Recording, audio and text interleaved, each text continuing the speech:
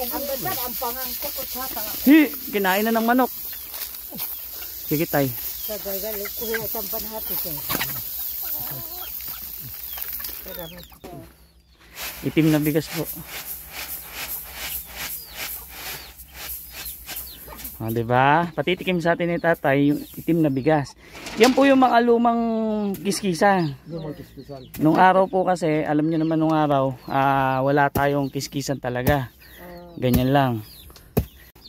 Si tambara ibong baliya ba na makarin to bako. Mali, mababa ano? Tama ba? Tama.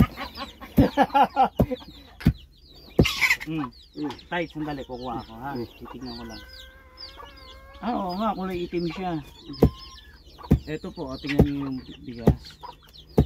May itim, ayan o. Kung makikita nyo, kulay itim talaga siya.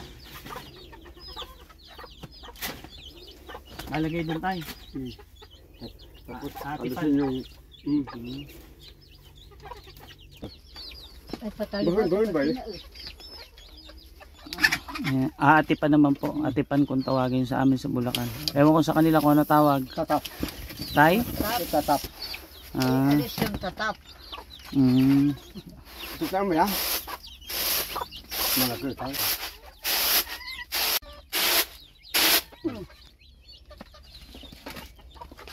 Babalik tayo. Babalik. Para wala nang palay. Maalis yung... Babalik pa pala. Isang balik pa. Tapos babayin ulit. Ang galing. Diba? Tapos yan, pwede na siyang isaing. Tay, kadalasan anong ulam mo dyan sa bigas na yan? Wild, no? Wild. Yeah, masarap. Wild.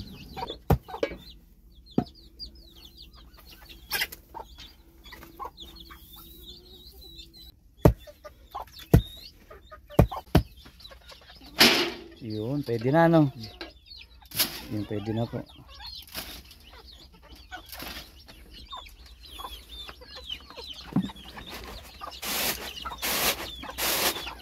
Sarap pa naman pagluto sa buo, no?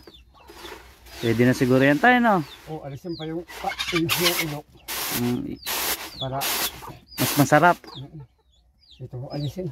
Tingnan tayo. Alin na alisin dyan? Ito. Yung palay. Palay. Yung mga hindi na bayo. Hindi na bayo. Ito yung mga palay. Ito. Konti lang naman. Konti. Tapos ang itsura niya is ganyan. Ayan po itsura niya, yung black rice nila. Itim na parang may halong parang pula-pula. Ang ganda, tingnan niyo yung itsura, di ba? Ganda. Di ba? Syempre, magluluto tayo at syempre titikman natin yan, di ba tay? Nagsasaing na po tayo. Yung tubig po niya naging kulay itim. Ayan na di ba?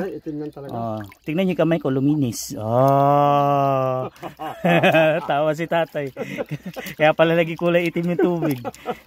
Ugasan natin. At tayo magsasaing ngayon ng itim na bigas.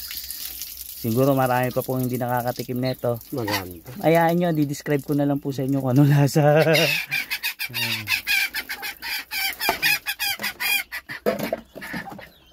Yan, ganyan po dito sa bundok.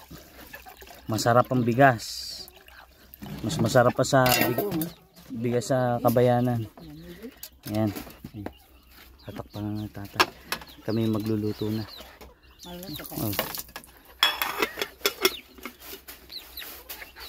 Masarap ang itim.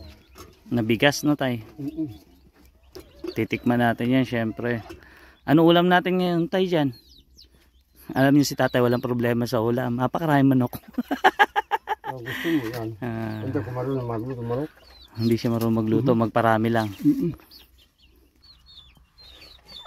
Gawa ng madre.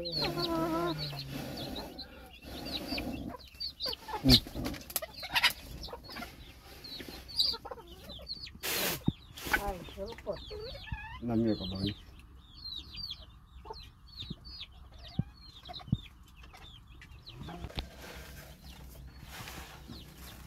Luto na tay. Pag inaalis yung tubig, luto na. Tingnan niya tay, pwede makita. Kulay itim nga. Kulay itim. Parang kay sarap-sarap pa. Mukhang exciting to ah. Kulay itim na. Luto na, ibig sabihin maluluto na siya. Ano na siya eh? Nabubuo na.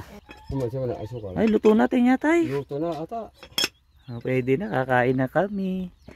Ngayon po, matitikman na natin ngayon yung masarap na itim na kanin ng mga katutubo natin. Tinatanim talaga ni tatay. At may tanim siya. At sabi ni tatay, bibigyan niya ako. O, di ba? Pag mag-ani. Pag mag-ani. Samahan kita sa patling. Doon ng kuno. Patling. Puno? Kuno yung magbayo. Kuno. Papakiskis. Oo, pakiskis mo na doon. Bigas na. Oo. Panalata ng manok. Ayun o. Itim nga. Ayun o. Okay na to tay. Pwede na yan. Uy, ang ganda. Ang pakabango. Ang bango po, ang bango. Promise. Gusto ko siyang tikman tayo ng walang kahit ano. Dagyan mong asukal. Hindi, kahit wala. Titikman ko para maano ko kung ano talaga yung lasa niya. Siyempre dapat tikman natin ng ano, yung wala siyang nilagay. Ang gara oh. Ang bango tay.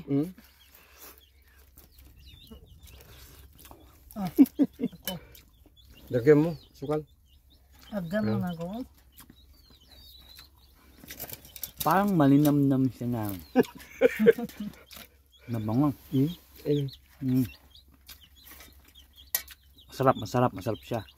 Mas masarap to lalagyan ng gata. Gata. Tapos bukod sa gata, yung asukal, yung parang pabiko. Ayan. Sarap. Tara. Masarap nga, promise po. First time ko natikman to na wala kahit ano. Pero alam ko nakakain na ako dati nito. Kaso ibig sabihin, masarap siya yung ulam, lalo na kung sa wild. Yung mga wild na nahuli. Sarap.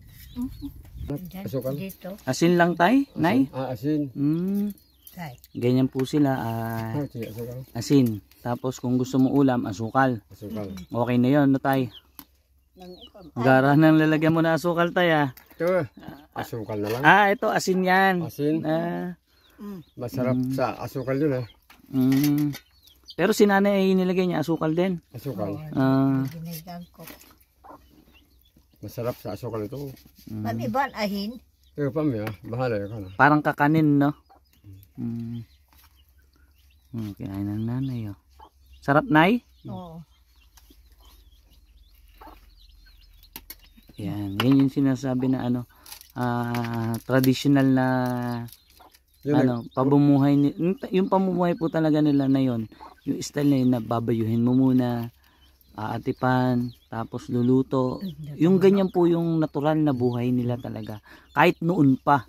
Sa ninuno nyo pa lang tayo, ganun na ginagawa nyo, no? Pagka gusto nyo makakain ng bigas, no? Ginabayo. O, diba?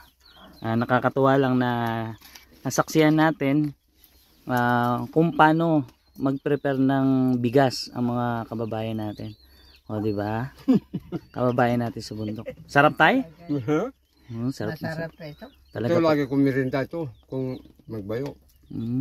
Talaga palang ito eh. Special sa kanila. Itong special sa inyo siguro, no? Matakitan san mo, nagtatay ka, ito pa, gamot. Ito? Itong bigas na to? Gamot ito. Kaya hindi ko na ito. Lagi kayong may tabi. Pag nagtay yung bata, pakainin mo. Ito. Kahit matanda, matatanggal din. Galing. Pero totally hindi naman siya itim eh, di ba? Tingnan niyo yung itsura. Ayun po mga katropa, pinakita ko lang po sa inyo yung traditional way ng pagkiskis ng palay gamit yung lusong. Ninuno pa, namana pa nila yung ganong style ng pagkikiskis ng palay. Kaya sila hindi na kailangan bumaba sa bundok. Pero kung talagang maramihan, halimbawa kung mga 5 kaban, pwede nila ipakiskis kasi ngayon kasi ang mga kababayan natin sa bundok ay nakakababa na rin sa kabayanan. Nakakapagpakiskis na rin sila, 'di ba, Nay? Pero ang totoo, Nay, mas masarap yung totong, no? 'di ba? Masarap ito totong. Tapos lalagyan ng asukal, no? Ayun po mga katropa, maraming salamat po sa panonood at maraming salamat po sa patuloy na suporta nyo sa Soto TV 10 at syempre sa buong team ko. Ayun po, lagi kayong mag-iingat at God bless po.